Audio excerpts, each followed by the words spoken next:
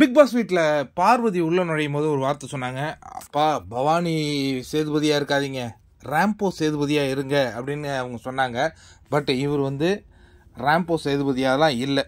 இப்போ கமருதீன் என்ன சொல்கிறாருன்னா, பிக் பாஸ் வீட்டில் இருக்கிறாங்கல்ல சிலர், அதில் முக்கியமாக சபரி, அவர் என்னை ஒரு மாதிரி டார்கெட் பண்ணுற மாதிரி எனக்கு தெரியுது சார் அப்படிங்கிற மாதிரி ஒரு குற்றச்சாட்டை வைக்கிறார். இது நேற்றுலேருந்து நீங்கள் அந்த பிரச்சனையெல்லாம் பார்த்துக்கிட்டு இருந்திருப்பீங்க. அதாவது இவங்க தண்ணி பிடிக்கிறதுக்காக ஒரு சூப்பர்வைசர், இவர் வைஸ் சூப்பர்வைசர் அப்படிங்கிற அந்த பதவிகள் போயிட்டு இருந்த அந்த காட்சிகள்லாம் நம்ம பார்த்துட்டு இருந்தோம். கரெக்டா?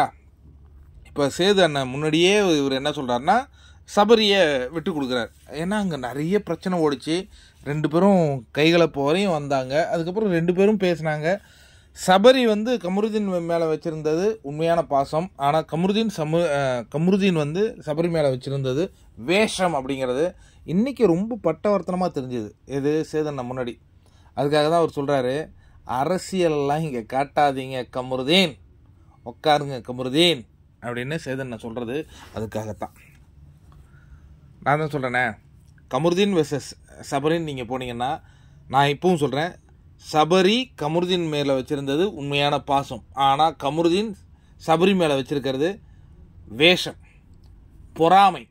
என்னடா இவன் தான் டைட்டில் வின் பண்ணுவான் அப்படின்னு சொல்லும்போதே அங்கே கமருதீன் வயிறு எரிஞ்சிருக்கு அப்படிங்கிறது இந்த ப்ரோமோவிலேயே நமக்கு பதிலடி கிடைச்சிருக்குங்க. கமருதீன் கண்டிப்பாக சபரியின் நண்பன் இல்லை, ஆனால் சபரியை கமருதீனை தனது நண்பனாக பார்த்தார். அதனால தான் உட்காருங்க கமருதீன் அப்படின்னு ரொம்ப ஹாஷா சொல்கிறாரு விஜய் சேதுபதி.